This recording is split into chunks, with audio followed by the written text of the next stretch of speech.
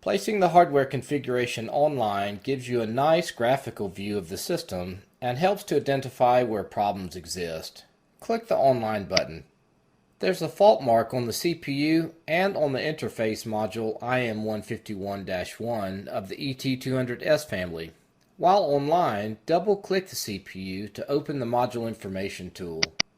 Then click on the Diagnostic Buffer tab. The CPU's diagnostic buffer is a good first place to look when faults occur. Sometimes you will find all the information you need there, other times you'll have to look further. In this case, the information is not helpful. Close the CPU's Module Information tool. Making sure you're still online, double-click the IM151-1 to open its Module Information tool. The General tab says the interface module is okay, but there is an external error.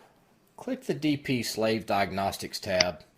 Here there is slave-specific diagnostic data. In particular, slot 5 is faulty. Now it's time to have a look at the physical station and see what's wrong.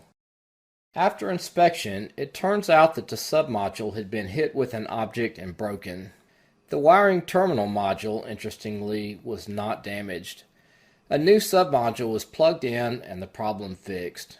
To update the hardware configuration view, press the F5 key. This concludes the video.